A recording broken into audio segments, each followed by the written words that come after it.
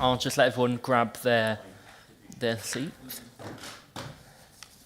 So, a very warm welcome to today's Corporate Communities. A massive welcome to Councillor Cresswell, the Cabinet Member for Environment and Communities. I think this is your first one at our panel, so a big welcome, and welcome officers and, of course, Councillor Wharton there. I'm going to hand over to Sam for apologies. Thank you. Apologies have been received from Councillor Sam Bastow. Fantastic, thank you. And I do have to remind everyone that we are being recorded and webcast and put out there to the internet. Are there any declarations of interest from members? No, no public participation.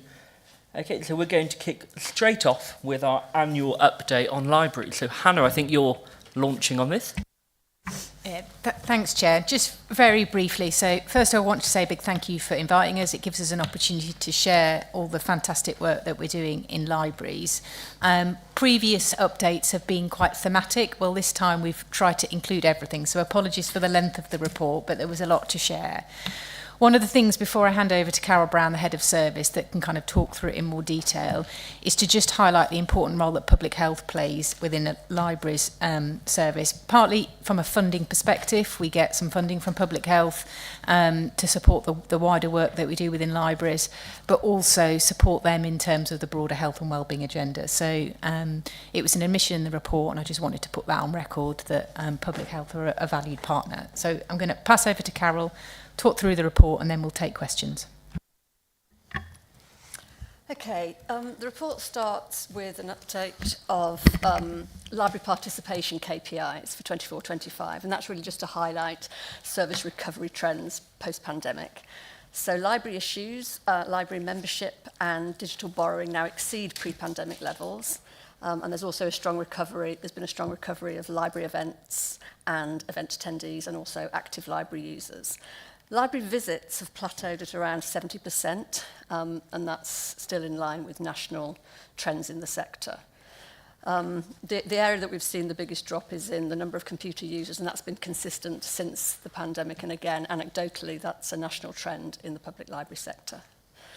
The report highlights a couple of trends which may account for lower library visits post-pandemic. There's obviously complex changes in behaviour since the pandemic, but two trends that stand out are a reduction in the frequency of library visits and also an increase in digital borrowing. So a couple of trends which might have an impact on how many times and how many people are coming to libraries. Okay, so moving on to social value, a priority for 25-26 has been for us to evidence the social return on investment of library services. This will help us enormously with service advocacy and also strengthening any funding bids we put in. And our first step in this area has been to use an accredited social value engine tool, which the Council subscribes to calculate a social return on investment on our Connect Group offer. And our Connect Group offer comprises informal groups for people to come together over a shared interest or experience. And it's a core part of that library health and wellbeing offer. So the tool calculated a value of £9.70 for every £1 invested in Connect Groups. And there's which we were very pleased with and felt reflected the value of those groups. They are largely volunteer-led. They come at very low cost to the council. We estimated a cost of £125,000 of investment, but that was putting in a cost for volunteer and for room hire, which aren't additional costs for us. So over the coming months, we're going to apply the same tool to other library services and projects so that we can better demonstrate the monetary value of some of the impacts that we deliver. The report also highlights new service offer initiatives over the last 12 months. And a number of these sit within the library's learning outside the classroom offer, which is designed to strengthen and reinforce school-based learning through a wide range of targeted activities. So the highlights of these new offers include a successful new Power of Libraries conference, which we introduced at the beginning of this year for teaching professionals and was well attended. We're running an auto-enrolment pilot aimed at extending the positive impact of library services to improve educational attainment, but for every child. So that's just a pilot at the moment, but with a view to extend that further. Also, a new Memories and Me offer for families and carers of people living with dementia, and the development of a new mobile community outreach offer, which will launch, well, we're expecting to launch in spring 26, as soon as our new electric mobile has been delivered and we can fit it out and wrap it. And a number of these initiatives are funded by Arts Council funding, which we've been quite successful in achieving. So, moving on to Libraries Unlocked. We have 9 libraries now that are unlocked, and that the first 2 phases of Libraries Unlocked have resulted in a 59% increase in library opening hours across those 9 libraries, and a 32% reduction in staffed opening hours. Phase 2 locations, which went live in 2024, have seen around 12,000 customers sign up for Libraries Unlocked, representing an average of 68% of the active borrowers and computer users at those libraries. Customer participation is healthy, with over 67,000 visits, 72,000 issues and 19,000 computer sessions in those Libraries Unlocked opening hours. And response from community partners has also been very positive, with just under 3,000 hours of community-led activity taking place in those libraries during Libraries Unlocked hours in 2024 and 2025. Our ambition has always been to ensure that Libraries Unlocked is offering a vibrant experience for customers. So Libraries Unlocked remains most popular with the 65 to 74 and 75 plus age groups, but over 49% of Libraries Unlocked visitors are of working age, and that for libraries is our most underrepresented age group, so we're very pleased to see that, and it illustrates well the value of Libraries Unlocked for opening up library services to a wider, more representative community audience.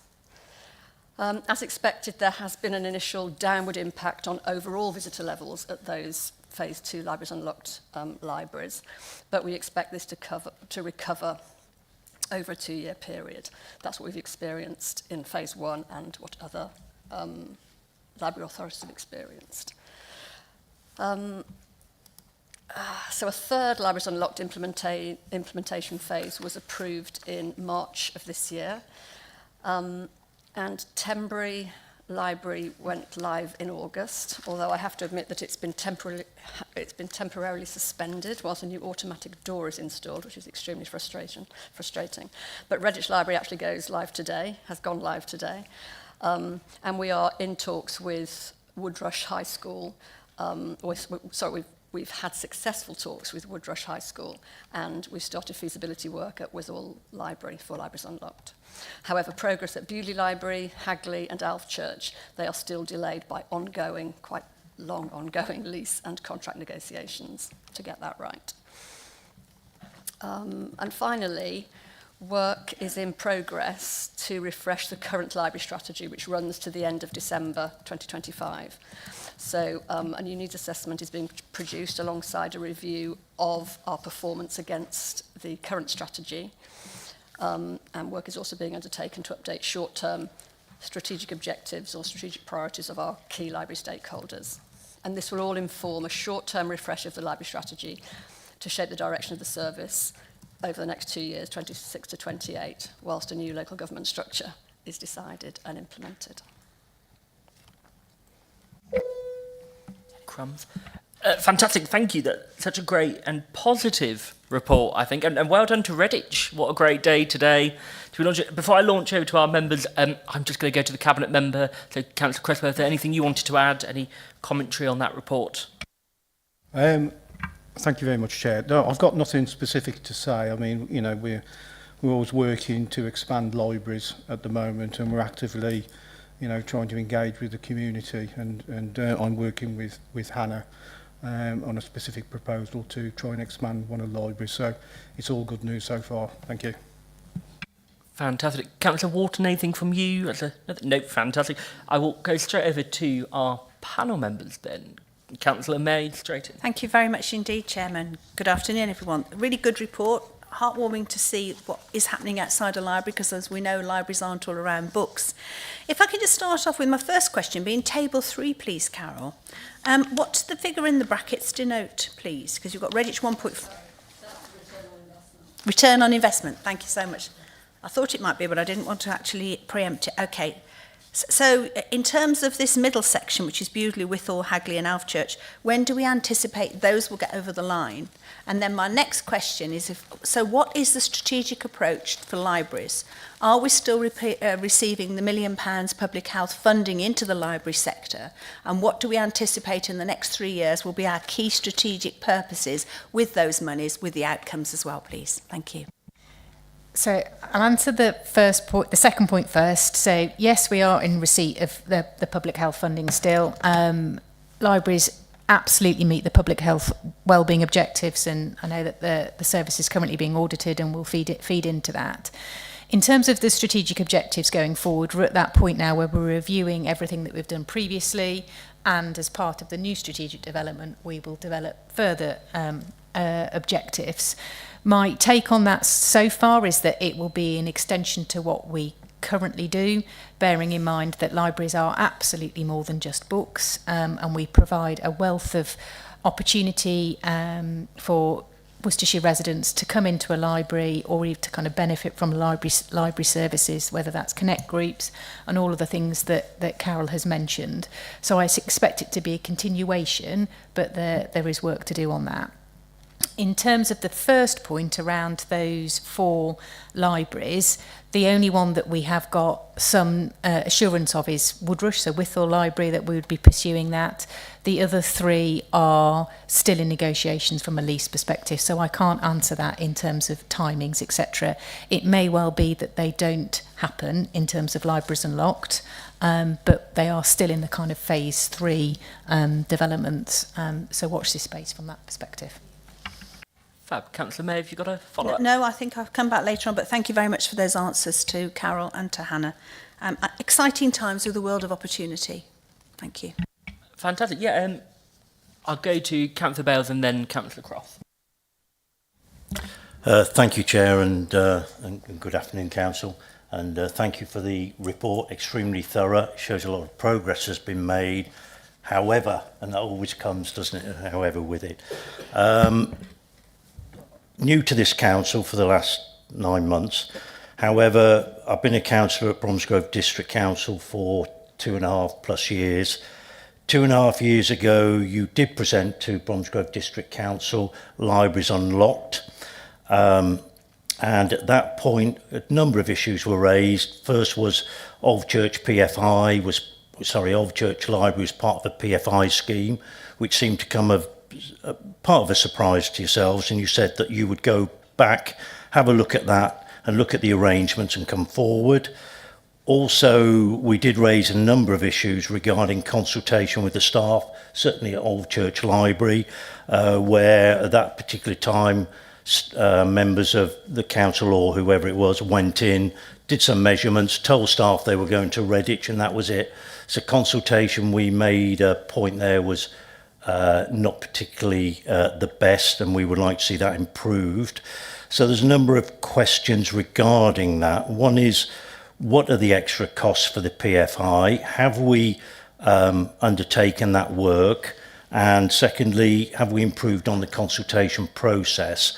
And could I have a request that you come back to Bromsgrove District Council and do yet another presentation 2 years on, because I've got an email here from a number of councillors regarding the issues we've got, and rather than taking up with you, I'd like to take that offline if we could, to address some of those issues. So they're my first part of my questions, and I'll come back later, Chair. I've got a few others. Thank you. Fab, thank you. I would hate to put our officers in the numeric spotlight of having to give costing. So is there anything you can add? And then I'm sure you'll do a written response. Absolutely, and I couldn't give those anyway. the Elf Church PFI wasn't a surprise in terms of, we know that it's a PFI building and we know that it's managed in a different way to some of our other buildings, which does add another layer of complexity to us being able to introduce libraries unlocked technology and the way of working. So we are currently working with our commercial team who manage the PFI contract to work through the detail of that and the costings of it. And it may well be that it isn't worth it in terms of the investment from a costings perspective, but we're not at the point to make a decision on that yet. There's been no formal staff communication or consultation because we're not at the point of introducing anything new in that perspective. As we've done in other areas, as and when we've made the decision to introduce the technology, we go through a formal staff consultation at that point. That hasn't been reached yet. And in terms of the offer of coming back to Bromsgrove District Council, absolutely happy to do that. Alan, you happy with that? I've got another couple of questions, but just to come back on that before I ask the other ones, give other people a chance. Regarding that consultation, are staff now at the libraries well aware that that is still ongoing rather than having this cloud over their head, which is what is happening or certainly happened? Just really a comeback on that, if you would. So yes, it's no secret in terms of the approach that we've taken as an authority to introduce libraries unlocked technology.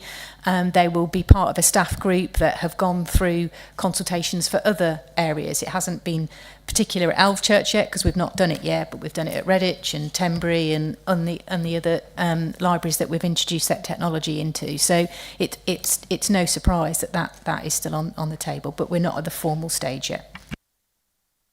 Fab. Councillor Cross, over to you. Thank you, Chair. Thank you, officers and members. Good afternoon as well. Thank you. Really encouraging to have a report filled with positives. And the questions I have are really around youth engagement.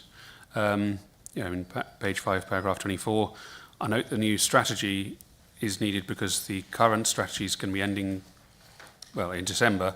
So we've got a short-term refresh for the next couple of years, 26, 28. Is this going to be shared with members for input? And when, if so, when, please? When would we have sight of it, please? Thank you. I've got another question about libraries, but let's take it one by one. So the library strategy previously was approved by Cabinet and then Council, so we would expect the same to happen at that perspective. It depends on the level of change that's being put forward around whether there's any public consultation. The last time we developed the strategy, there was extensive public consultation. We went out and visited every library. We had the kind of usual aspects from that perspective. But if members want to input into the design of that in terms of what it is, then I'm sure we can facilitate that. And in terms of timings, sorry, you asked about timings. We are expecting the kind of first draft to be December, but we haven't put anything on the forward plan yet, just in terms of giving them some breathing space around of getting that formalised. Thank you. Yes, I appreciate that where there's a substantial change and a long-term strategy, more public consultation needed. It was more about input from members within what's workable for a 2-year refresh. And yeah, so keen for when members might get that, and whether it would be, whether there's some input in the early stages, or is it just a, here we go, this is it, what do you think about it, rather than a, hey, let's, a call for member input would be welcomed. I'll take that as an action to facilitate a member session on it in terms of input into it. Fab, thank you. Councillor Turner. Yes, thank you, Chair. Thank you for the report. As far as libraries are concerned, it always feels as if, particularly with the County Council, if there are in jeopardy of any closures and so on, it feels to be somehow we're failing in our duty to make sure this facility is maintained. Looking through the table 1, new library members, that's fallen in, compared with 2025. Actual library users has fallen. Browsers have fallen. Computer users, which is, I was surprised that's fallen, and visitor uses. Obviously, we're all trying to protect the libraries because it's a very valuable asset. But going on to the actual the people that are actually using them is actually the age range. What I didn't want to do is to be in a position like when we see a telephone box and see a phone in it, we're actually surprised because there's it's either been used as defibrillators or, dare I say, even books. And obviously we want to eliminate that from happening at all costs. And it's obviously a changing role in libraries and where we're seeing ultimately where that change is leading us. Thank you. Fab, I think we have a range of ideas, but I think most of all, we come back to that youth engagement and what we're doing to engage people to keep using our libraries.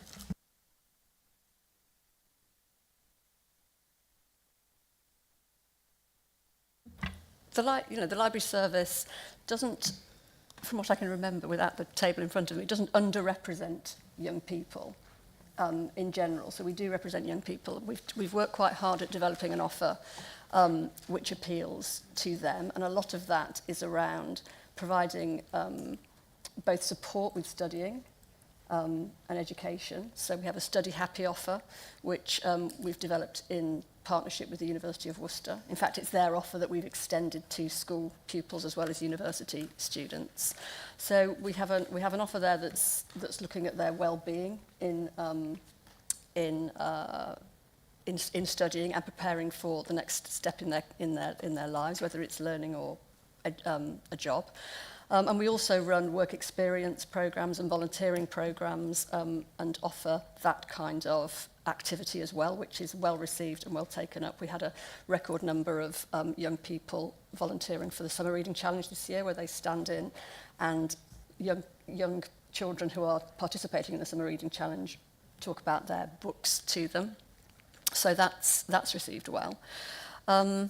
But we are also increasingly looking to engage with them as part of developing new service offers. So, for example, with the community outreach offer that I mentioned, the new mobile community outreach offer that we're expecting to go live next spring, we are engaging with young people directly to find out their thoughts on that offer. We've had interest expressed by some young people, and interestingly, in Pershore High School, there's a group that we will be meeting with, my colleagues will be meeting with, to find out what their thoughts are on that offer. So and we also target some services almost directly at them. So in terms of like the Young Poet Laureate competition, that does actually cover a wide variety of ages, but has certainly provided quite meaningful personal development opportunities for young people. But I think the success of our offer sits at increasing our engagement with young people so that we hear their voice, because we're not that young in the service, and it really helps to hear what they have to say. So increasingly, we are engaging young people in developing new service offers. Yeah, Hannah, it's straight over. I think, just to add to that, the challenge that we have, and it's a challenge that we relish, is to continue to keep libraries relevant, whether that is for young people, new parents, the older generation as well. And we do that through collaboration, communication, and working with residents, but also the partner organisations that work with residents. I'm continue to be really proud of the bounce back that we had post-pandemic. I think we are performing well in comparison to other areas, but you can also see a change in the way that people operate now. The fact that we've had such a rise in digital issues and e-borrowing, and we saw that kind of come out on the back of the pandemic. It just shows the way that people, we as a society are acting differently as a result of that. That brings challenges in terms of the benefit of face-to-face, and what we're seeing through some of the work that Carol's alluded to around the social value aspect in terms of connecting groups and the support for individuals that, that like that social interactivity. We're seeing the real value that libraries play in that, but there's always an ongoing challenge in keeping it relevant, and that's, what we want to rise to. Fab. I'm hearing a library's TikTok on the horizon there. It's just flooding in. Councillor May, sorry, Councillor Turner, do you want to come back on that one? Obviously, it's using these buildings productively, as you keep mentioning all the time. It's not just about books, is it? I know even within churches and church halls and so on, it isn't just all about worshipping. It's also about community engagement, other activities going on. They're using these spaces for whatever particular service they are employing at the time. So it's trying to reach out and use those buildings more productively. Councillor Cresswell. Yes, thank you very much, Councillor Turner there. I mean, I'm just looking at my own experiences here. I've probably told, people before, when I was a child and when I grew up into adolescence, going to a library was a thing that I did every single week with my mother and father, right? Children don't necessarily tend to do that these days. They instantly, straight away reach for their phone, for their computer, and it's trying to reconnect those people. Now, we do it already through schools, and that's a good way to do it. If you can start them off there in schools, and they understand the value of books, and just feeling that paper is a good way to push it forward, and that work is continuing. That work is continuing. Now, the next part of that is keeping those buildings relevant, which we are doing, and I mentioned it very fleetingly at the beginning. I was engaged with the Stourport Town Council about trying to utilise that, the building where the library sits in, better, and of course then that brings people into contact with the library. So all of these things we can, we move forwards, and I think we can, we want to keep them. They're good for the community, and we need to continue to do that.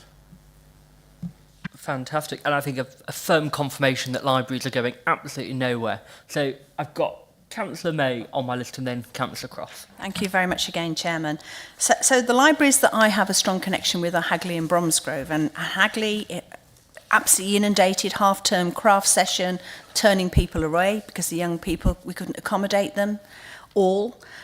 Bromsgrove, summer reading, absolutely inundated again. It's an absolute honour and a privilege when you get to hand out the medals for the fact that they've read the books that they need to, and they're all excited and they've spent their summer doing it. It's wonderful. Knit and Natter class in Bromsgrove, that's your litmus test to how everybody feels. And I find when I go down there, I say, how are you, ladies and gents? And they have a chat and explain. The dementia care clinics that we run and that wrap around in the community, absolutely second to none. And from this have evolved other facilities within our community. I think where Bromsgrove actually comes out above and beyond is the fact that the job centre's there as well. Because they nip into the job centre, then we've got CTEC now, because it's not just a council building, it's multifunctional. We teach people and upskill them with CTEC to try and get them back into the jobs market, but also it's that opportunity to learn as well. And I found a guy said, I can't get through this door, I'll help you, come on, let's get you in. And he said to me, I'm really enjoying this building, it's full of opportunities. And that's what we need to replicate everywhere, isn't it? In terms of telephone boxes, Councillor Turner, it's BT that switch them off. When they're not used, it's the same old analogy, isn't it? If you don't use it, you lose it. And what quite often happens is that the BT will say this box hasn't been used for X amount of time. Would the community like it? And that's when you end up with libraries. Funniest story, being at a parish council, and I won't say which one, the appeal went out, well, people stop putting copies of 50 Shades of Grey in the telephone box, which did make me smile. But yeah, it's just an opportunity, isn't it, to educate as well. If you take a book, you drop it off, paperbacks are expensive, so every opportunity. Now the chairman's cringing. Thank you. Gosh, I never thought I'd hear you say 50 Shades of Grey, Councillor May. Councillor Cross. Please do. Sorry, just to kind of reiterate the point that Councillor May's just mentioned. And, a lot of our libraries, we have other organisations co-located within them. So, for example, at the Hive, we've got the youth hub that's co-located there.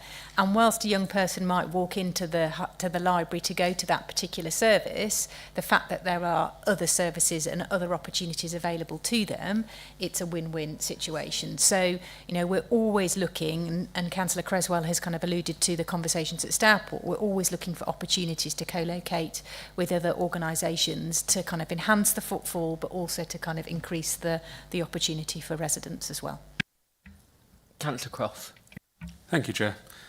Wow, just in the last few questions, the answers have been really encouraging and inspiring. Lots of positive messaging, lots of great strategy, and proposals, proposed activities, and basically understanding your client or understanding your customer is really important here. I'm just wondering what reasons young people have given, what we're aware of, what is their voice telling us about why they're not going in person to libraries?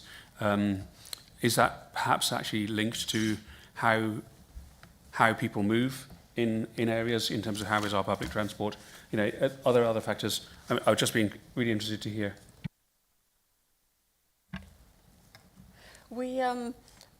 The majority of our, well, in fact, almost exclusively our surveys are of adults. So because we are in the council, it's more tricky to survey young people. And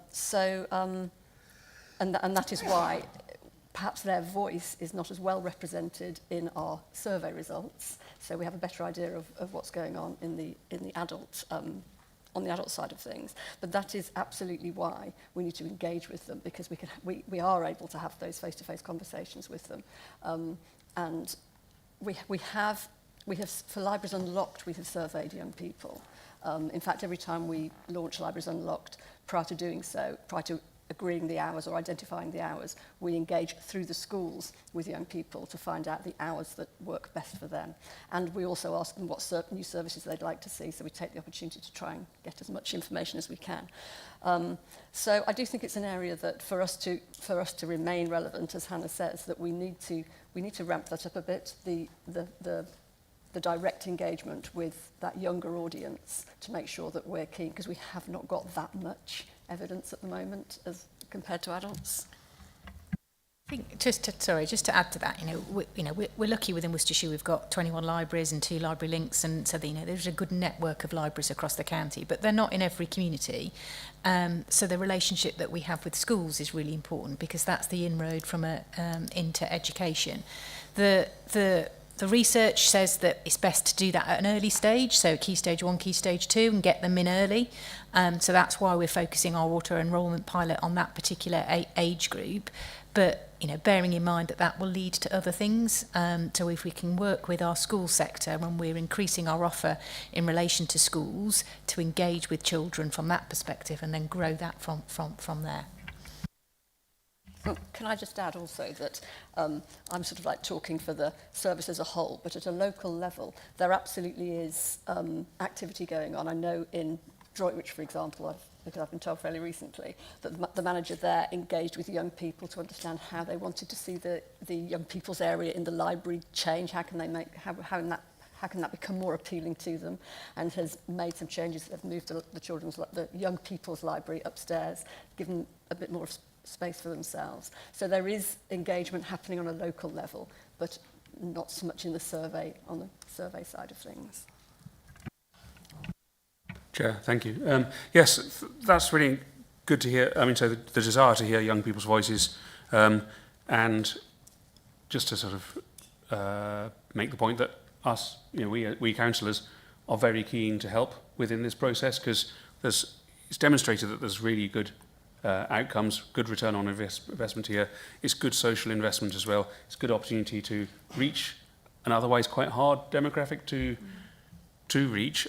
We have a number of fantastic community organisations active, some of them involved in helping children get to primary school, etc. So basically feed us all with easy ways to get the comms, so that young people might click a link or a QR code and see, actually, hey, there's something positive here, and our voice does matter, as in we are actively listening and and engaging with young people. Thank you.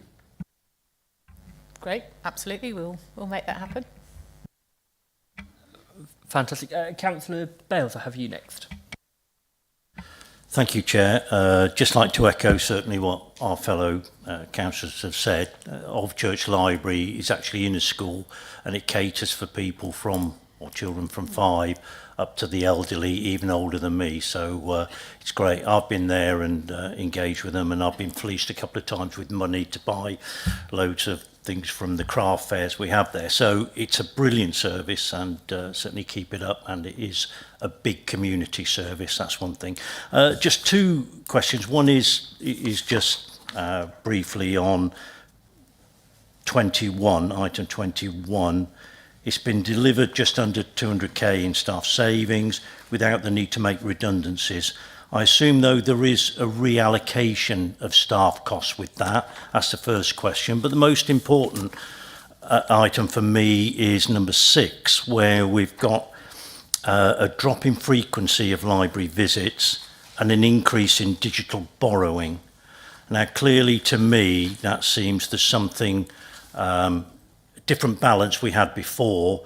We had libraries unlocked before that imbalance started.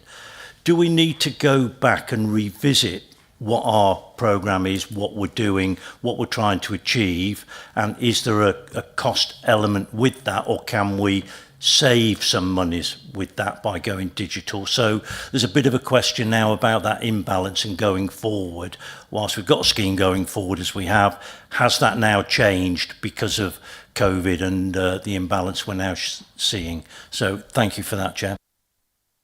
Okay, I'll take the first one around this kind of staff redundancies. So this is the Libraries Unlocked programme. It has been well planned in terms of we've known it's coming, and because of that we've been able to hold staff vacancies as people kind of naturally leave the service. So that has allowed us to avoid any kind of compulsory redundancies because we've been able to kind of move people round through the formal consultation. So that's how we've managed that process. The more difficult question I'm going to hand over to Carol to. I'm not sure I've got the perfect answer, but I think we have to recognise that we're delivering in 2 channels now. You know, we are delivering very much digitally, and we're delivering face-to-face, and they each have their own value. I don't think one is ever going to replace the other completely. So there has definitely been a reduction post-pandemic in the number of visits that we get, and also the number of active borrowers, active users, although active users is around 75%. I think, I'm sorry, I forgot what I was going to say.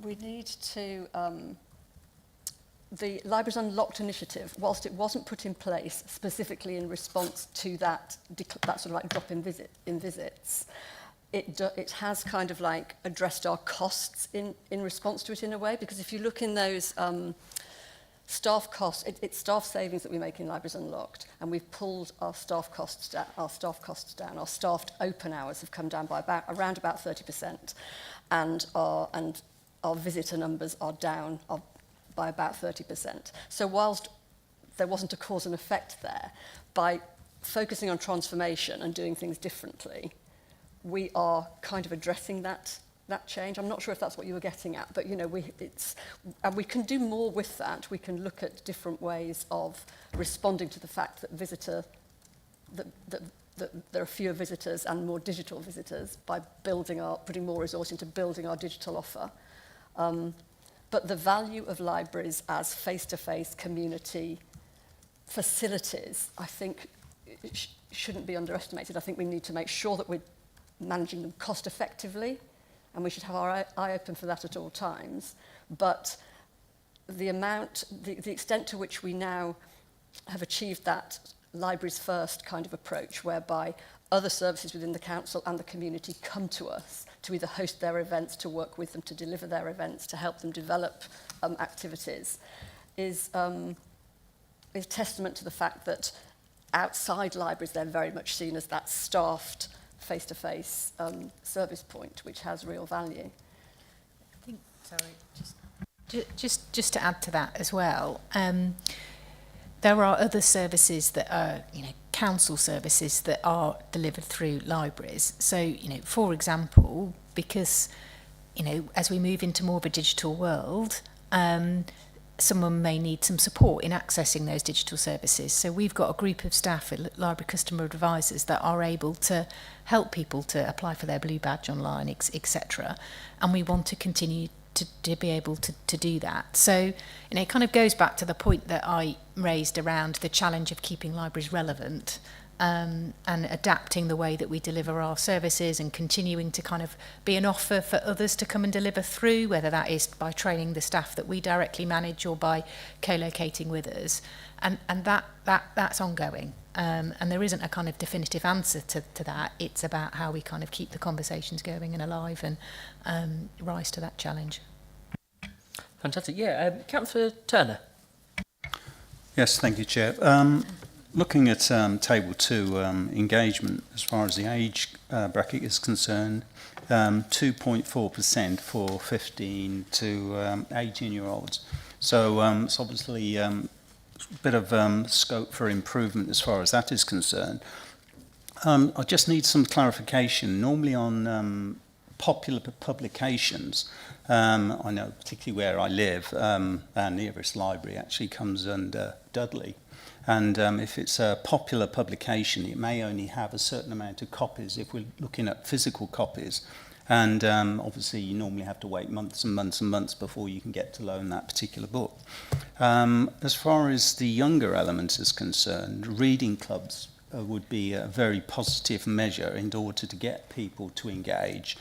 Is there any restrictions as far as if there was a book club set up in schools where they're all reading the same book at the same time and then discussing the content of the book, if that can be done digitally and if there's no limitation on the actual publication they're reading? Thank you.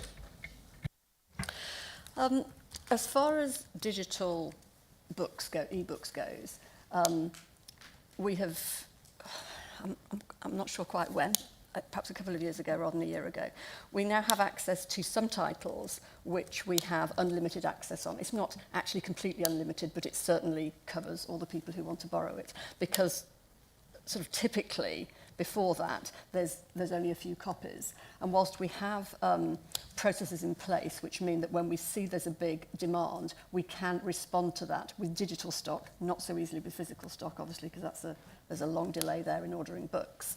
But digitally we can do that, and I would suggest that if there's a group that's interested in that, there's no reason why we can't discuss with them to understand the titles that they're interested in. We can then talk to our suppliers who provide our e-books and understand the titles that are going to be available, and then if they can choose from those titles, there will be enough titles for all the kids to read.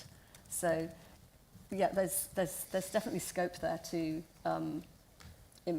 make that more apparent, to sell that more and to because readers groups are popular in libraries across the age ranges, but there is scope to do more with the digital offer. Yeah, obviously we don't want, we do want them to all be reading Shakespeare, but that may not be quite what they'd want to read at tender ages. But if there was something that was relevant to their particular age group, that was popular, that was trending at the time, there may be a physical backlog or logjam in order for them to do it. To try and get them engaged at such a young, tender age would then promote them for reading longer term into further life. Fab. Councillor Bennett, I've got you next. Yeah, I just wanted to welcome the comments about the interaction between the public on a whole range of council services, particularly with LGR coming and the abolition of district councils. Libraries may be the only local interface that will be left in certain areas, and obviously that needs to be planned very, very carefully, because people rely on all of those different places that they can go to at the moment, and if they're all going to be in one focal point, then that would be a huge loss if for some reason it closed before it had to reopen again as a multi-centre. Thank you. I think that may be more of a commitment from the Cabinet member just to make sure that whilst we head to LGR and that date that we all become nothing, that we're not going to close any libraries in that time. I've got a firm shake of the head, which is wonderful to hear. I think, Paul, that probably answers your point and one well made. Are there any other burning questions for our library experts before we allow them to go off and no doubt read a book? Yep, Andrew. Thank you. We've had a lot of discussion recently about reading and presumably writing fits in with this as well.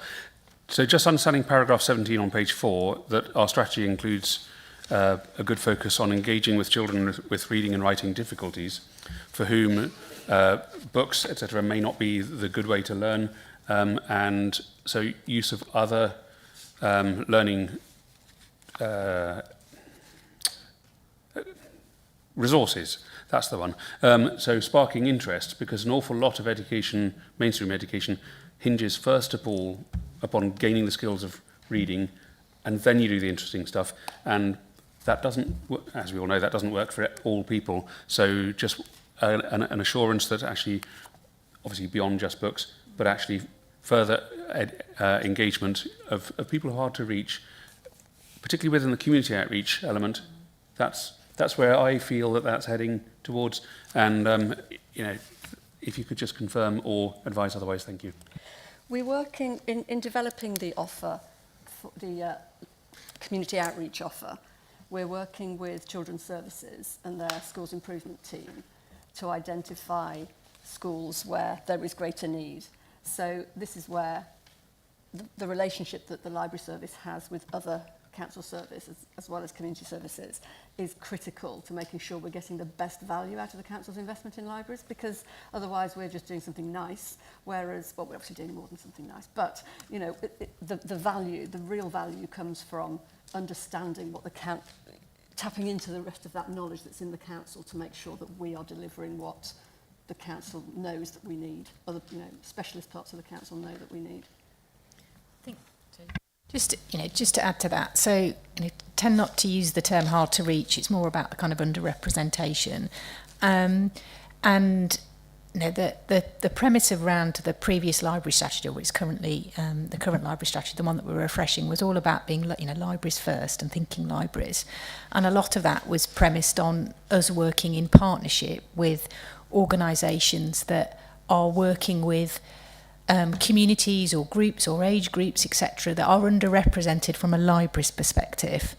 And that work will continue, and it will continue locally. The library managers do a fantastic job of connecting into local organisations that are able to kind of bring services into libraries or promote the offer that they do.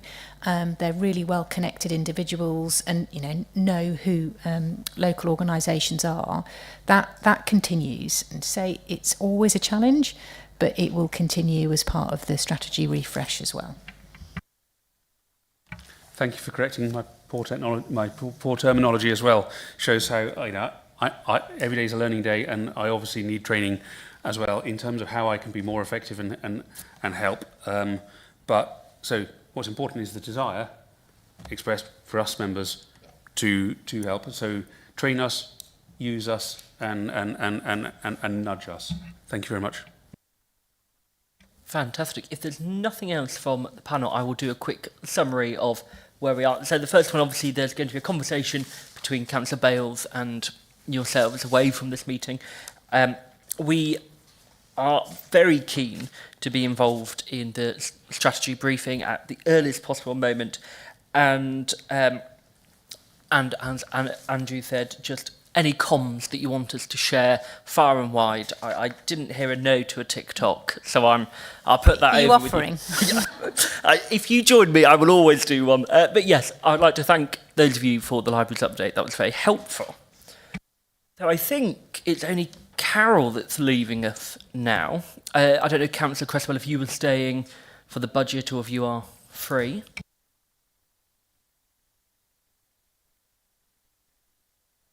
If you've got another appointment, I won't take it personally. I will just, cry later in the car driving home. No, you are free to go. We'll just give a few moments for things to shift over.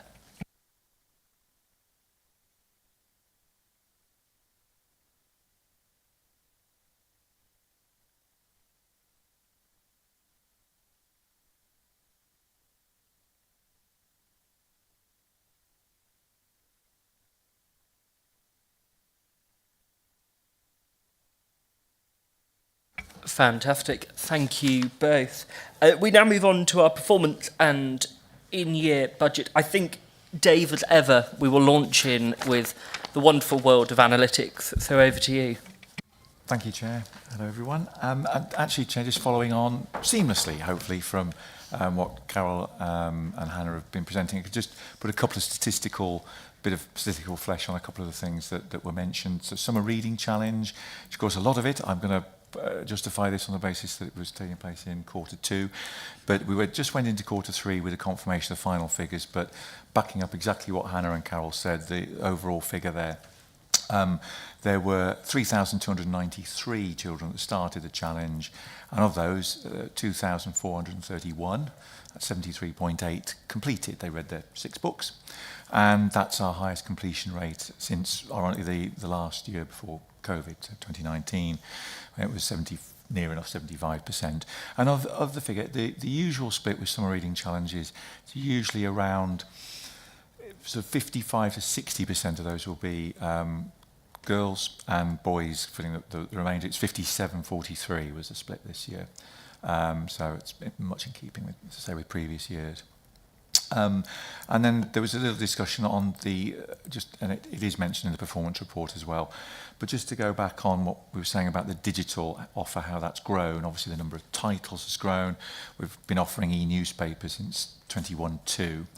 So in the last year before COVID, 29-20, it was 4.8% of issues were generated by e-items, e-audiobooks, e-books and e-magazines in those days, whereas now, at the moment, at the end of September, it's I think about 34.5% of issues are generated through our digital offer, of which a huge number is the e-newspapers. That's the one that's really grown because, of course, it's free to use. There's a very good range of magazines and newspapers, and you think of the money that you can save just by viewing them all online.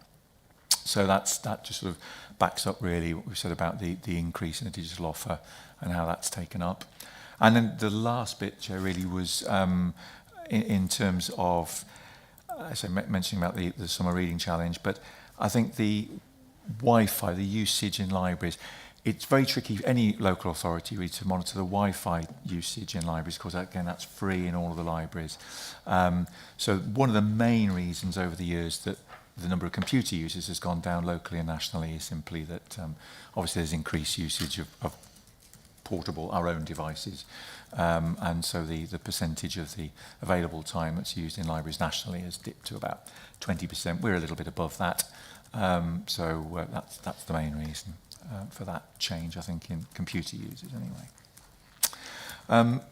But going to the report, I'll start on page 19, I think it is, of the printed pack of the agenda papers.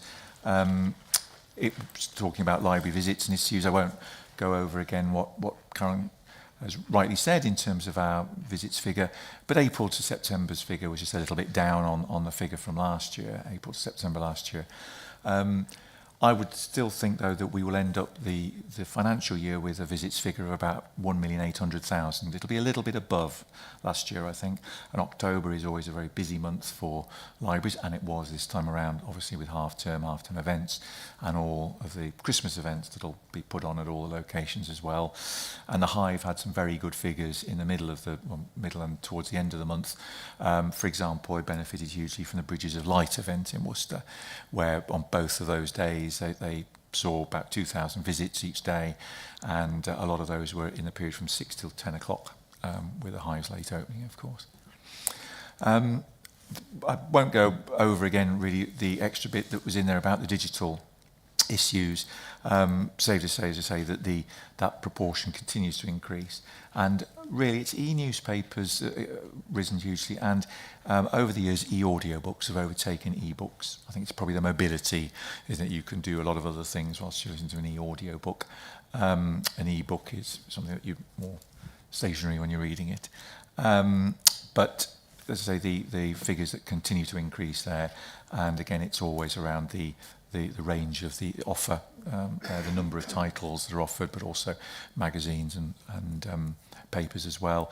And can't remember, it might have been the last panel, but there was an inquiry about the e-newspapers, how the figures generated, and it's possible to look at how many individual articles users have used. It's all anonymous, of course, but the issues figure for e-newspapers is just simply the number of times somebody clicks on a particular title and then starts to read it.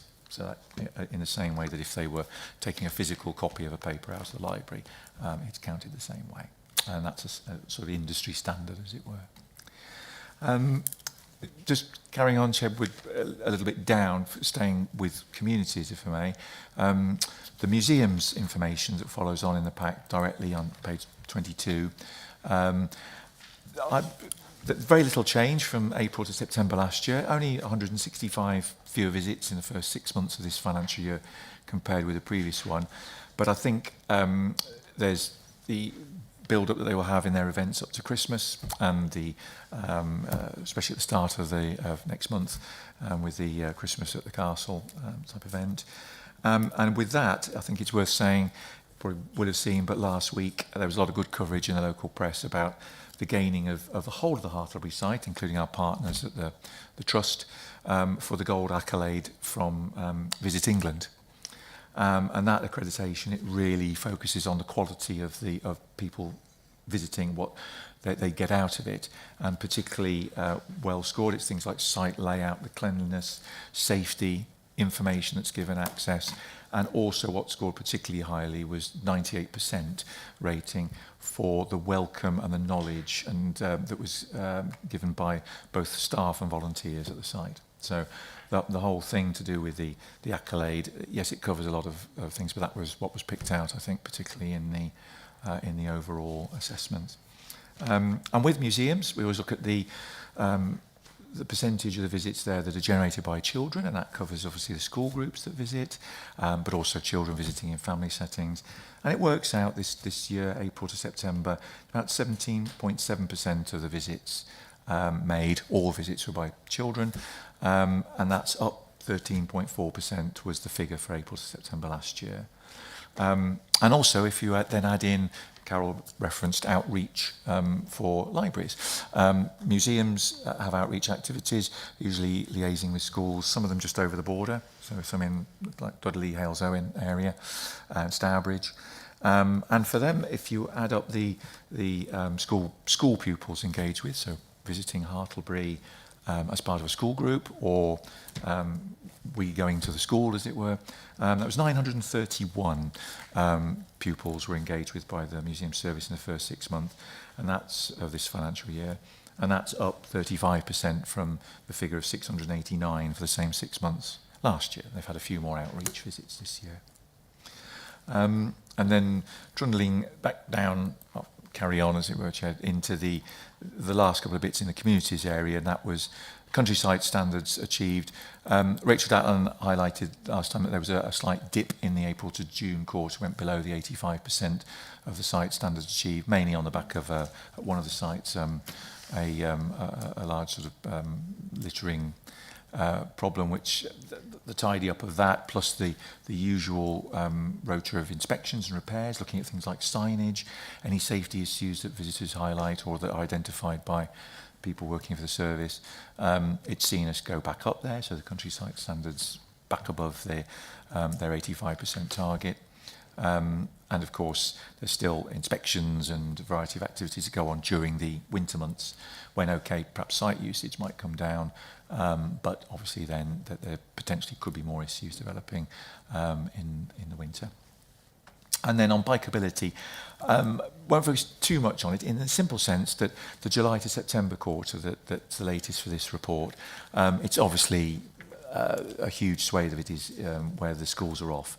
So the figures will always be lower for bikeability bookings and the children that are trained in the July to September quarter. April to June is usually the lion's share of each year's total, and then we'll see more again though in October to December and the January to March, good weather or relatively good weather allowing, touch wood. I think that probably the on-road experience, the level 2 bikeability total, probably about similar to the total 2 years ago, which was 2,700. So it'll be a little bit down on last year, but there's every chance that the other levels training might well touch 3,000 this year, which would be the best total for that. But again, it depends on what future bookings we'll get there. And going a little bit sort of, not scattergun, hopefully too much, Chair, but at where the report starts on page 13 and 14, I think, of the pack with registration. And we always focus around with registration, particularly the deaths registered in 5 working days. A good news story there, where for each of the months in the July to September quarter, performance was improving. The percentage was above the 95% target set by General Register Office. So it was also above the levels regionally and also the national level. So very good there. There'll be a little falling back in for October's figure because there was a transfer to a new management information system, so it was a shutdown just for a couple of days, and then, as Sharon Caldwell's phrase was, playing a little bit of catch up for the rest of the month. But there's very high confidence that we'd see figures for November go back up above the 95% target. And it might dip again around December. That would happen nationally because the way the indicators calculated, General Register Office make no allowance for any scheduled bank holiday closures, so they count those in the 5 days. So everybody's total dips, or percentage dips a little bit there. And then finally going into, that Sharon's here, but going into a couple of the areas for on the HR side where we've got again a more detailed commentary. But I think in terms of with the sickness, there's the likelihood that the 25/6 figure at the end of the April to September period, it looks as though that's going to come in above the figure of 7 average days per full-time equivalent, so probably going to be above the target there.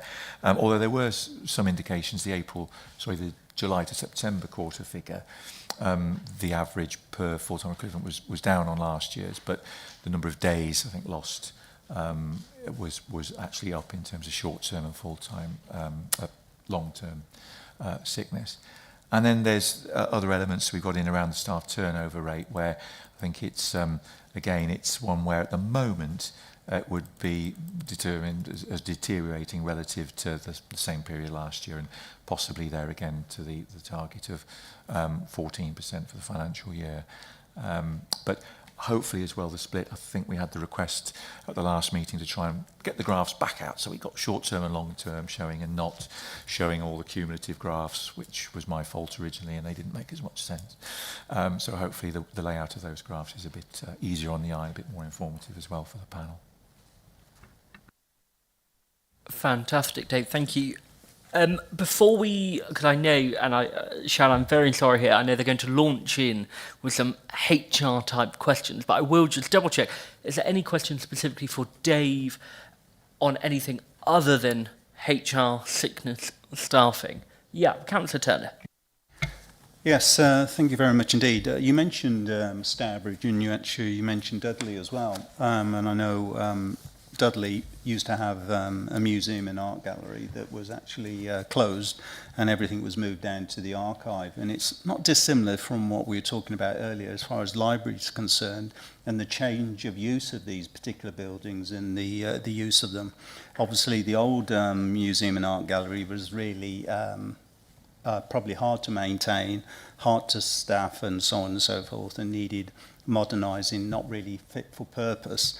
And everything has moved as a consequence down to the archive, which, as its title intimates, it is an archive. It's also a museum, and it's also an exhibition space, as well as other facilities within that building. And I think it's important that we need to move with the times to make sure these particular areas that we're funding are more representative for the actual use for the people of the area. So that's what I wanted to mention, really. Fab, thank you. I suppose that's one thing we do better than Dudley, perhaps, that we keep our museums open and accessible for all. So, Sharon, I hope you're ready now for your moment. And so, did you want to do a brief overview from your point of view with some of the stats, or do you want us to launch straight in with some of the burning questions we have? So I will just start with giving a bit of context where we are from Worcestershire's point of view within sort of the national context and West Mids region. So a couple of weeks ago, West Midlands employers produced their absence insight report. So that tells us where we are, how we're doing from Worcestershire in relation to the 12 strategic authorities in the region. So in terms of our average sickness levels per employee, across the region, we actually come in at second to the lowest across 12 authorities, with the average day being 11.55. So that's just to give some context on where we are with our 8.9. And actually, sickness absence has seen an increase to 9.4 days nationally, average per employee, which is 2.4 more days than recorded in 2023, where the average day per person was 7.8 days. The figures reflect broader societal trends and an ageing workforce and an increase in long-term conditions, so that's kind of the context we're operating in. Sickness absence has risen across the board but continues to remain really high in public sector. So average days per sector, public is 13.3, private 9.1 and non-profit 6.5. So I think I'll just open there just to give a context on where we are, but happy to answer questions now. Thank you so much for that concept. I think it does help. What I would say before we launch in, let's try and not duplicate. I know in the pre-meet some of our questions were fairly similar, so I'll launch to Councillor May, who has caught my eye as ever, and then I'll open it. Thank you very much indeed, and thank you to all the officers for the reports they presented today. Sharon, thank you for talking about this. I think musculoskeletal issues are an ongoing challenge for the public sector. So I suppose my question is to you, what are we doing to address this? Because I note this comment within the paper on page 16, occupational health service level agreement delays due to staffing changes are being addressed. How far behind the curve are we? And if we have new starters, are we educating them in lifting techniques, should we say, please? Yes, we absolutely are inducting and training new starters. Our sickness absence figures are driven by a 44% increase in musculoskeletal issues. So we have addressed that this year. So our occupational health provision, we have been working closely with them. It's quite costly to get referrals for physio through our occupational health service. So what we've done is we've procured a physiotherapy early intervention, and we've launched this in March this year. So far, let me just get the figures up. We've had 64 employees referred to our physio service, and they can get up to 3 sessions of physio. So we're trying to cut down on waiting times for staff once they have a musculoskeletal condition, accessing NHS, long wait times. So we're investing in identified employees to offer this service, get them in, get them seen, and hopefully reduce the time that they're absent from work. We're also looking at whether we can get some directorate-specific information sessions coming out to our frontline workers, for example, in our people directorate, our children's directorate, so some information sessions that can go alongside moving and handling training. So we are trying to target musculoskeletal now. And we introduced our EAP service in 2023, and we have seen the impact of that on our stress and psychological issues. So we are aware, and we are working on focusing on that area. Thank you very much. May I come back to you? Yeah, of course you can. So thank you for that, Sharon. We all recognise the fact that our officers are our greatest asset and their health and well-being is most important. Have we ever looked at having Pilates classes, for example, for our employees? Because strengthening the core would help with them having less multi-skeletal issues or conditions. So we have had a focus on our wellbeing agenda, and that's been over the last 4 years, where we do have targeted sessions on. We offer yoga, Pilates. We have a wellbeing week where we're really trying to signpost, we get experts in, physiotherapists, so we do put on a lot of sessions for our staff, and we're looking at low cost ways that we can educate our staff. We've recently, with our wellbeing, done a Desk to 5K initiative to get people up and moving, so we are looking at creative ways that we can do a holistic support for our workforce through wellbeing, through occupational health, for our physio service, so it is an area we're focusing on. Thank you very much indeed, and thanks for the work you're doing. Fab, thank you. Doesn't that sound great? Councillor Pilates, that's a great idea. Well, Councillor Wharton, you'll be leading it. Councillor Bales, I have you next to my list. Thank you, Chair, and thank you for covering staff sickness for us, Councilman. That's very good. So I'll turn on to staff turnover rates. Notice that the RAG assessment is green. Unfortunately, we seem to be deteriorating on that. We've got no commentary around the RAG assessment, so it'd be nice to have some commentary around that. But I'm just going on to the future activities, because obviously it's a great concern to us as members, staff turnover, particularly with LGR coming down the line. I know future activities, we don't seem to have an action plan with that. I suppose the question is, do we have an action plan for how we're going to deal with the deteriorating staff turnover rate? And if we do, and I continually ask for it, can we have some form of monitoring that action plan, how we're performing and what we should be doing if in case it's not performing? So, Chair, I do continually ask for that, and we don't seem to be getting that. And just a final one, if I may, just on current activities, the last sentence, there remains in place scrutiny over resources, which can create anxiety for employees. I'm not quite sure what that actually means, so an explanation of that would be nice. So thank you, Chair. So action plan and then scrutiny. Do we have an action plan? So we haven't got a defined action plan. We're doing all that we can to try and reassure our staff. It is uncertain times, local government reorganisation, so that does cause anxiety for staff. We've got a context where people can work remotely, hybrid now, so it has opened up employment opportunities where pre-COVID, people might not have accessed employment opportunities outside their local county. So we are looking at what our offer is to try and have that good retention for staff. Yes, there is scrutiny over our budget position and people that we're recruiting to vacancies. So putting a hold on those, utilising our current staff and trying to make sure that we can move people if we've got restructures, etc., around the authority is something that we're looking at doing. We have got contributory factors though, so our workforce is an ageing workforce, and some of our turnover, it reflects that people are taking retirement. They're looking at, one of the biggest changes, LGR, as a time that they might step back from. So we're keeping an eye on the turnover rate and doing all we can, but a precise action plan we haven't developed yet. I'm sure we will do, alongside looking at implementation of LGR. Just a slight comment. Thank you for that, Sharon. That's great. I noticed you got an offer rather than an action plan.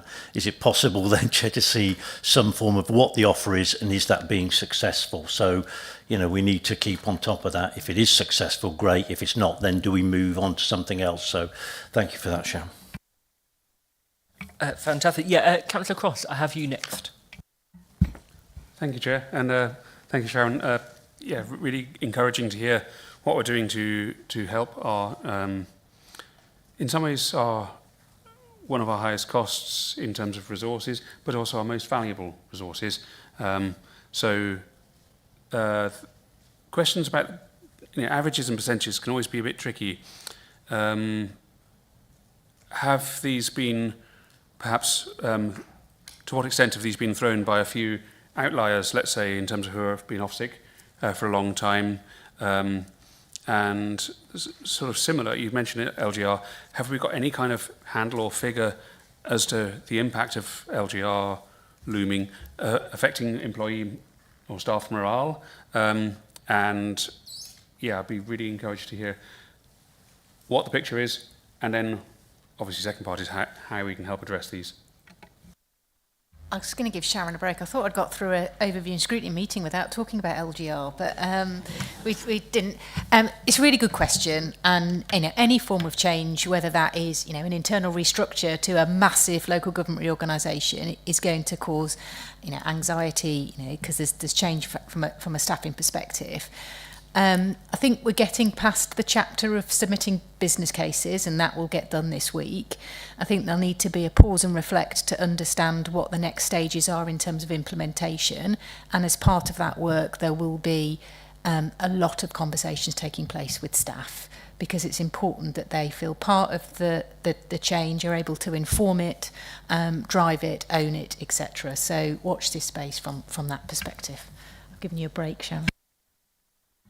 I will come back about the percentages though. You're absolutely right. We're finding that it's our long-term sickness absence that's driving up that average day figure. We're actually performing quite well on our short-term attendance. So what we are doing around that, so outside of the supportive measures and the preventative, proactive measures that we've put in place, EAP, physio, wellbeing, etc.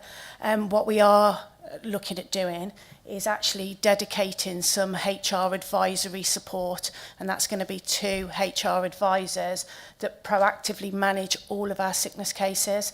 So at the moment that will provide targeted support for managers, look at earlier resolution for all of our current open-ended long-term sickness cases, identify trends and activities across our directorates that are contributing to absence. And then, so for example, we've just spoken about musculoskeletal in our frontline services, and help us identify solutions for that. We're also reviewing continually our managing attendance policy to enable more robust and timely management of absence, because absolutely it creates capacity issues and pressure when people are off on long-term sick. So we are trying to target that, and we do recognise it's our long-term sick. 1 or 2 individual members of a team drives that figure and has that big impact. So, yeah. Fantastic. Andrew, have you got a comeback on that one? Just a short commendation. Thank you for a fantastically thorough and good answer. So really, really welcome to you. Thank you. Thank you. I have Councillor Turner on my list now. Yes, thank you, Chair. Part of the question's already been answered by my colleague, Councillor Cresswell, regarding long-term sickness and how that potentially may be skewing the figures. We're always comparing the data to your counterparts in other authorities and so on. And it's nice if we're comparing to the private sector, because obviously we're all employed in one way or another, and surely the figures should be representative across the board. Stress seemed to be one of the driving factors some time ago, but it's been taken over by this, I won't attempt the word, it's just SKM as far, yes, MSK as far as I'm concerned. Do we look into what is driving these issues? Is it something to do with, we mentioned earlier, probably with lifting, is that an issue? Or could it be something that's basically someone sat down all day and that may be causing a muscular issue? Do we have any sort of information as far as that is concerned? What's driving this this particular condition? Because if we know what's driving the condition, we're sort of halfway to curing the problem. As far as, do we have any sort of policies in place as far as non-payment and flexible working practices? So we all live busy lives, and things can pop up at the last minute that we need to attend to. So we could phone our manager and just say, for whatever reason, is it okay? I can have today off because there's something that's a pressing issue that I really need to address. Return back to work interviews, is that common practice within the organisation as well?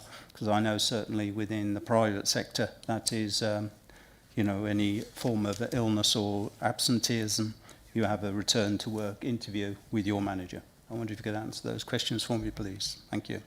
Okay.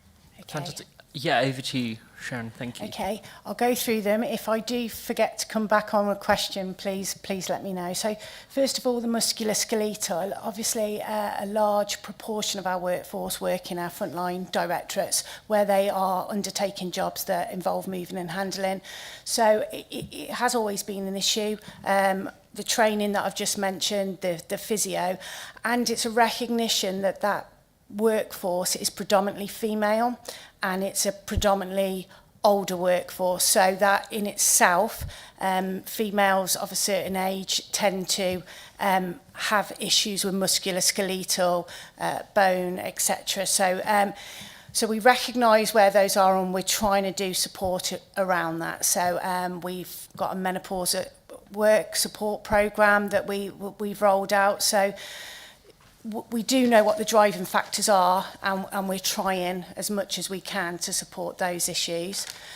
So return to works, we are pushing out now, ensuring, so we do have good return to work. They're really important, so having that timely interview with a member of staff can highlight if we've got an ongoing issue, what support we can put in intervention. So we could do better with our return to works. We're actually investing in a system at the moment, enabling that system to make the process of doing a return to work much easier for our managers. So it is an area that, again, we're driving forward. And in terms of flexible work, I think, and payment, absolutely. If somebody can't attend work because they've got caring responsibility, or there's something they've got to pick a child up, or we do have policies that support that. But importantly, if somebody is off poorly because of ill health and can't attend work, then we do record that as sickness absence, and that's to enable us to have that supportive conversation to understand what those drivers are. We currently do have a sick pay policy in where the first 3 days are unpaid, and we have a strong managing attendance policy, but we do have carers leave, supportive, flexible working that can be arranged with a manager. So I think we've got a good broad brush of policies and support, and lets us focus on when people are ill, what can we do about that? How can we support good attendance at work? Any follow-up there, Councillor Turner? Dave, happy? No, that was very thorough. Thanks very much. Thank you very much indeed. Thank you. Fantastic. I'm just looking around. I don't think anyone's indicated they have another question. Oh, Councillor May, you've given me a stern nod there. If I can, I don't think I was giving you a stern nod. Thank you, ladies, for taking us through and the comments you've passed. Just one question for you, Sharon, about osteoporosis screening. Are we doing any osteoporotic screening as part of our process, please? And then back to you, please, Hannah, about LGR. In terms of LGR, what action are we taking? Because March will be here. Are we going to put a plan in place to upskill our workforce? Because whichever way this gets cut and the decision is made, we're going to be required to upskill those people that work in the public sector to have a wider remit. Thank you. So I'll start first. No, we haven't got a scheme, but it's one of the things that we're looking in with our EAP provider and what we can do, because we've highlighted that is a demographic of our workforce. That is something we could do supportive. So we are looking into that, and I'll keep panel updated. Thank you, Sharon.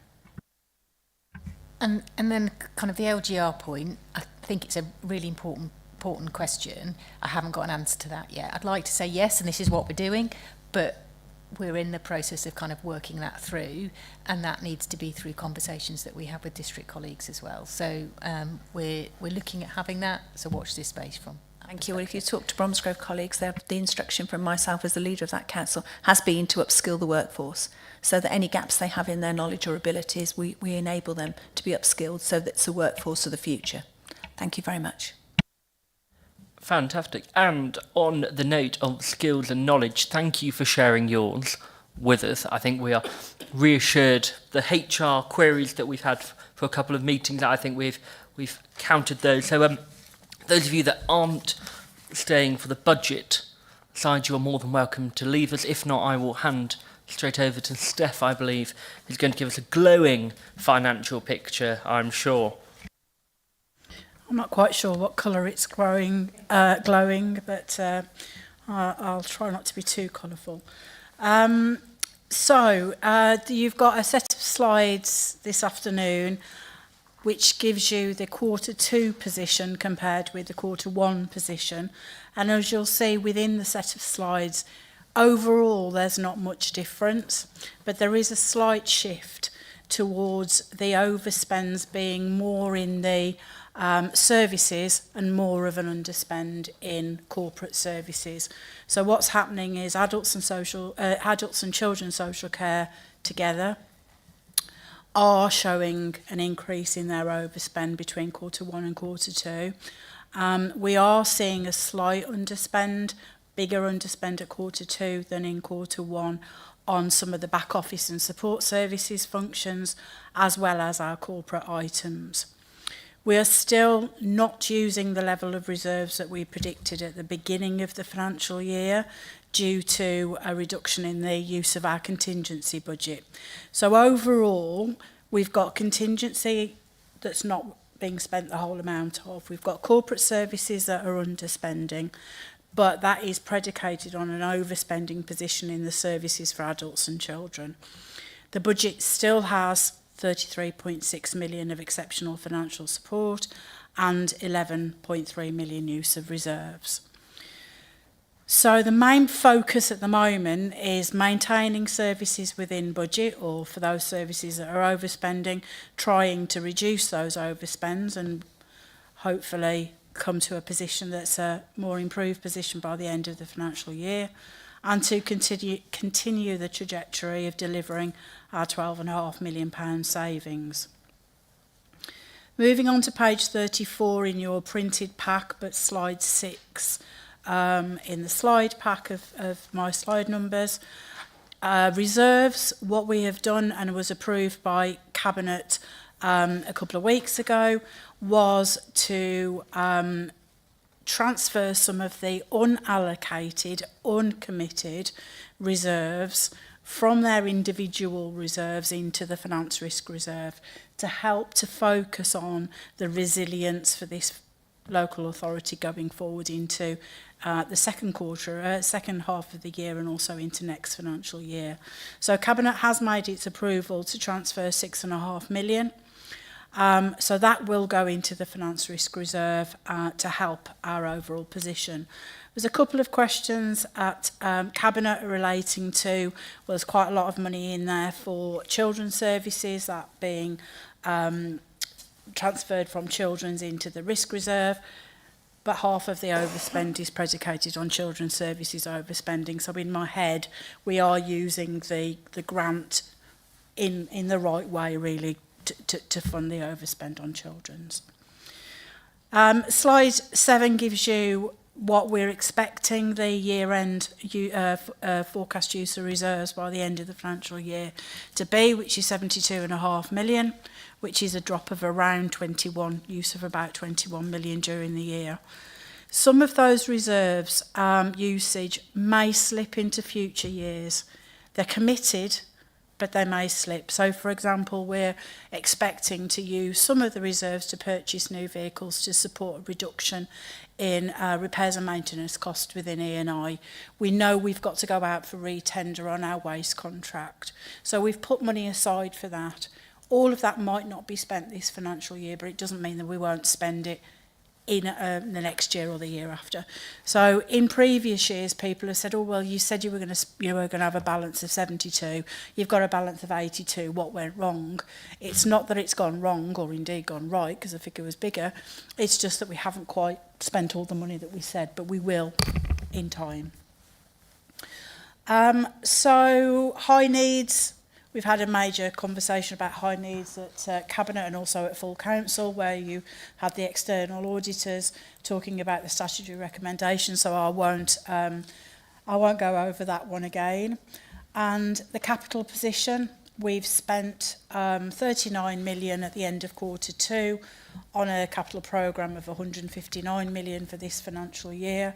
And just over 57% of that capital programme is funded by external sources, with 40% from our own internal borrowing.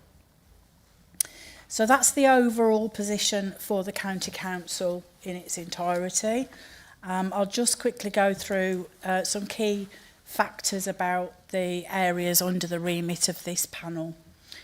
So we are in every service bar one within central services is underspending. So all of the areas that are under the remit of Councillor Wharton are underspending. The only one that slightly isn't is the chief execs, and that's mainly because of the vacancy management target that we assign to all posts. But of course, there's only one post in the chief exec unit, the chief exec.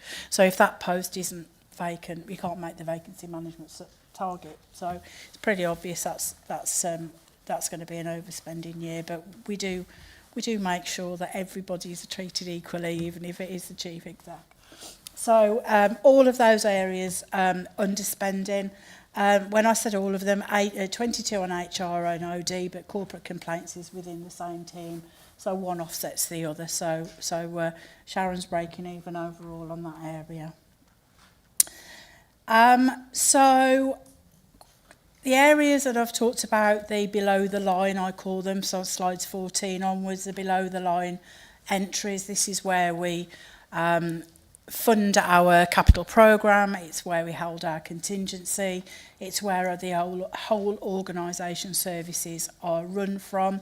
Again, underspending, mainly due to not spending all of our corporate contingency, but also delaying the capital programme and having additional income from investing our treasury. So cash that comes in advance of it being used, we loan that out on the money market and gain interest on it, like we would as individuals on our savings accounts. So we're making a fair bit of money on investing at the moment. And then last but by no means least, my colleagues to the right on communities. Strategic Libraries is underspending this financial year following some work that has been done in conjunction with the University of Worcester, and thanks particularly to them for their work on the rateable value of the Hive.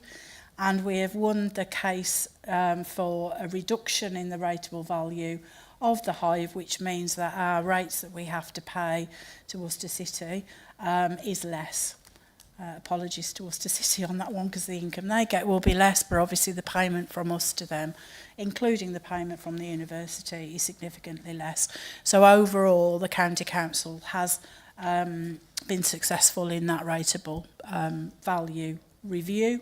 So the library's budget is underspending this financial year, and it's a recurring underspend for all financial years, obviously, until there's a further rateable change. So that's all I wanted to say through you, Chair, but happy to take any questions that the panel may have, as always. Smashing, thank you. As ever, I'll go to the Cabinet Member, just if you want to add anything, Councillor Wharton. Yeah, excuse me, thank you, Chair. Obviously, the financial challenges facing the county are well aired and well documented. They've been kicked around every single cabinet and council meeting I've attended. And I do use the word kicked around on purpose, because that's what it's felt like at times. I'm hopeful that we perhaps reach an idea on this subject at the council meeting on the 6th of November, because I'm really pleased to be able to say that since that meeting, a number of cross-party meetings have taken place with a view to resolving the situation between us, because ultimately it falls on us all as members to get the county through this position. So, yeah, that's all I wanted to say. Fab, thank you. One thing for me before I open to the panel as well, and I'm more than happy to do it in the capacity of the Chair here, to add my name to any correspondence to central government, because again, it's that dedicated schools grant that is really, really challenging us, and I think not enough is being done. It is being kicked down the road time and time again. I think I'm a bit frustrated it keeps coming to this panel, and it's never going to have a resolution. So if any help on that front, please do let me know. Panel, who would like to launch in on the figures? Councillor Bennett first, and then Councillor Croft. I'd just like to add just to that comment, because that's all I was going to say, is that, you know, at the end of the day, there's no point in coming back every single time when it's something that is completely beyond the remit of this council to solve the overall problem. And I would just like to add my support to any cross-council initiatives. At the last council meeting, I had to vote against something because there was one part of it that I didn't agree with. Whereas, obviously, hopefully, with cooperation, we can narrow down things that we can all agree to, and you know, I'm fully in support of that. Fantastic. I'm sure the Cabinet members heard those comments and agreed. Councillor Cross. Thank you, Chair. Page 36, slide 8. Please remind me, the 20% increase in educational healthcare plans, is that due to a true increase of need, or just us getting better at tackling a throughput or a backlog in terms of providing the HCPs that are needed? So is it a real true demand increase, or is it a better provision? Both in that sense, but each year what we're seeing is a growth of 20%. There will always be a backlog because there's so many of them and only a finite amount of staff available to get out there and do them. So demand is overshotting supply, not only in provision of services, but also in staff to do the assessment and the ed psychs to actually go out there and do the absolutely essential work that's required for all of our vulnerable children. It's absolutely essential that they get the support as quickly as is humanely possible. But we are seeing the growth in the numbers of children increasing by approximately 20%. Now, I've reviewed that over the last 12 months, month on month, so comparing this month with last year's that month, and for the last 12 months that hasn't changed.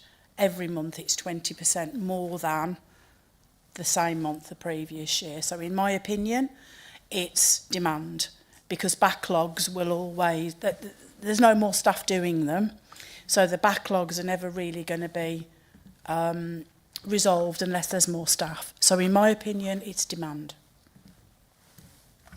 And thank you. And am I right in thinking that this is not just this council, but it's not just regional, but it's a national picture of an, you know, for whatever reason, a hugely increasing demand? And is it correct to understand that we are mandated, you know, we're required by law to provide services, yet whatever settlements we receive from the government are not sufficient for actually meeting that need? So we're having to basically get really slim in other areas in order to meet this particular sector need. You are correct in all three statements. Fab. Anyone else on the panel? Oh gosh, look at that. Councillor Bales and then Councillor May, I believe. So. Oh gosh, look at that. Just adding to that conversation and that narrative, thank you, Councillor Bales. And this hasn't just happened, has it? This has been progressively increasing since COVID in 2020. Because I think lots of fingers get pointed here, but the demand does keep going up and up and up, and the demand is actually being outrunning the supply of money to pay. I've just got one little point here, and I'm sorry to raise it, but I did try to, my colleague here on my right, it's got Wildmoor on page 34, Steph, and thanks for taking us through these papers, you always do it so well. Wildmoor landfill deposit, well, for a number of years. Could you might not have the information now, but could you just let Councillor Dunkley and I know what that is, please? Yes, we had a landfill scheme at Wildmoor many years ago. And there was a provision put aside in case there was any problems with it and we needed to do any maintenance on it, or we needed to do some retention or rectification, and we never used the money. So it was never required. But what we have said is if there is any call to do anything on that site in the future, we will fund that from the Finance Risk Reserve. Thank you very much. Well, there is a call to do something there because, for example, the CH4 methane gas escaping from the site, they've had to increase to 14 units to feed back into the national grid, for example. But there is a massive drainage issue on the corner, which I think is leakage coming from, it's the old Viola site that you're referring to, which over a number of years was closed in the mid-1990s, but is still actioning because we know that the leachate comes from there for the next 50-odd years. So there is a piece of work. So who do Councillor Dunkley and I have to go and talk to, please, Steph? It will be somebody within the waste service. So I would suggest Matt McGuinness's service, but the amount of money is 35,000, of what you're potentially talking about is significantly more than that, so will need to be addressed either with the contractors or with ourselves as a county council. Thank you very much. But if there's something in a health and safety or environmental factor that needs doing, then obviously we'll do a business case and get permission to spend in the normal way. Thanks, Steph. Councillor Dunkley, I think you want to come in on this point, then Councillor Bell. Yeah, just on this point, it has been reported to me also that there has been some contamination of the watercourse around that area as well due to what went on in the 90s. So we could do looking into, and we may need obviously some finance to sort that out. That's about it. I've got another couple of questions, but I can come back if you'd rather. Carry on. No? Obviously, the figures that we've got in front of us on slide 4, that some of them are a bit concerning because of the way they do rise every year, especially obviously home to school transport, which we've talked about a little bit. But that figure there that comes in at 43.7 million, we don't really know whether that is good value or not. It's a big figure and it may not be good value, but we don't really know how many children that is, how much we're paying out in taxes, buses. Somebody said to me that, you know, the taxi firms that get these contracts are making a lot more than a normal Uber ride. But I understand as well that sometimes these children have needs where they need someone in the car with them, a teacher or a sport worker. But unless we know how much we're paying for these children to get to and from school per mile, we can't work out whether we're getting a good deal or not. And speaking to a taxi driver the other week who did do this homeschool transport, he didn't keep it up because he said that what he was getting paid was less than he could probably earn by just doing his normal pickups. So would that be the fact that whoever is tendering for the job is probably taking too much of a cut?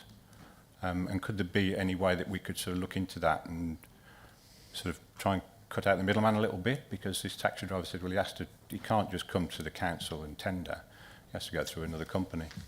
And it seems to be that there's a lot of this sort of thing where, you know, we've got a middleman taking a lot of money, whereas we could probably save money by going more direct. And I think, as we'd seen in the fostering situation that came up at the main council meeting a few weeks ago, if we're using private companies, then it turns out a lot more expensive. Now, I don't know the logistics of not doing that or cutting the costs, but it seemed one way where we could be looking to save money. Thank you. Fab, thank you. At the risk of Councillor McVeigh shouting at me for allowing one of her questions to be asked here, I will ask you just to drop Councillor McVeigh or the Children and Families panel a note on that one. That's under there. I think Sam was beautifully scribbling that down, so I'm sure an email will be zipping off imminently to Natalie. Councillor Bales, did you want to come in? Thank you, Chair. Just briefly on slides 12 and 13, just under financial services, we've got a forecast variance of an overspend, isn't it, of 300,000.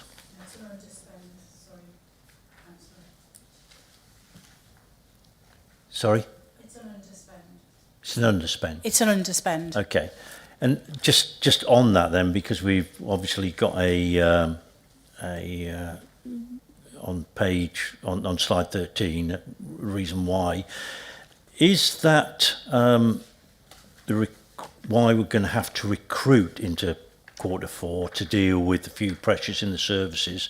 Firstly, is that due to local government reform, and have we got, well, I think we've got some monies coming in from government to help us with that, so some views on that would be useful. And also, does the 325,000 which we've paid to the consultants to undertake the One Worcestershire work, does that show up in here? And if it does, where does it show up? Thank you for your questions. The underspend is actually within the financial services teams as a whole, and that has been holding posts vacant for a period of time to enable us to help to sort the corporate position out. So there's a number of posts within my service that we aren't filling and haven't filled, and I've made a conscious decision not to fill and realigned the service to work in a slightly different way. A couple of my services are not now able to continue without filling the vacancies, which is why I've said some of them will be filled in Q4, because I've held them vacant for 6 months to see whether the service could cope without them. A couple of them are coping and are fine, and a couple of them are saying, no, we can't deliver what we need to deliver. So we are filling them, and that's all I can do is to try and make the savings. I've met the corporate savings that were meant for me this year, so the £1 million worth of finance savings for 25-26 we've delivered. We tried to do more, and we are doing more. Regarding the cost of the local government reorganisation business case, the business case itself has been delivered partially funded by central government and partially funded by our own contingency. The next step, which is what is the target operating model and getting us to that position, that again will be funded by the local authority from its whole organisation contingency budget, the one that below the line that I mentioned earlier on, not from the financial services budget, because of course it's not just about financial services, it's about transforming and developing the whole of the future of local authorities within Worcestershire, not just the county council. So that's a below the line spend. And I think the third question was about are we taking on additional staff? We are now reviewing every single post that we recruit, not just in finance but in the whole council. And there is a conversation at the strategic leadership team on is this post really required? If it's statutory, absolutely. If it's adults, children, social care, absolutely. If it's meeting a health and safety need, absolutely. But for example, in finance, I have to really justify with the business case why it's important for me to fill an accountancy post. I mean, of course, I think it's the most important thing in the world to have accountants, but it's not always the most important thing to spend taxpayers' money on. We have to, do everything on a case-by-case basis. Thank you for that, and that's very good. I like the phrase below the line. As long as it's not an iceberg, I don't mind. Fantastic. Just one that I'd like to ask, if that's okay. Just looking, and I don't want to put a target on my back with the Chief Executive, so I will phrase it carefully. But can you just break down that line where it says Chief Executive, nearly £500,000? What does that actually encompass? I'm assuming we're not paying him directly £500,000. No, Chairman, we're not. It includes his salary. It also includes the council-wide subscriptions to things like the LGA, the corporate-wide things that we have to do by law to operate as a county council. So all the requirements to be part of CCN, LGC, Municipal Journal, subscriptions. It's all of those sorts of things, plus a contribution to any stationery or running costs or overheads. But I can absolutely guarantee the Chief Exec does not get paid for at £529,000 a year. Fantastic. I was worried a recommendation there would come to cut a salary, so he will sleep well later. Anything else from our panel? Paul, yeah. Just very quickly, you went through some essential and statutory services. Can I also include personally highways? Thank you. Agreed. Fab. Amazing. Have I got anything else from any of the panel members? No. So once again, thank you so much for presenting those. We've just got to go through our work programme, which is going to take literally 2 minutes. So are we okay just to keep you there? You can see behind the curtains of a work programme now, which is very exciting. So we discussed what we wanted to change. Councillor May. Yes, and could I just add to what we were discussing previously, the review of the members' case management system? Could we have that review, please? Could we bring it forward? 100%. I think that was Thank only you. pushed back because we pushed County Hall to a future one. So I think in January we've got budget scrutiny alongside our compliments, feedback and complaints, because they go quite nicely. And then, yes, and then we will make sure on the next one we have the casework management. Okay, anything else from any of the panel?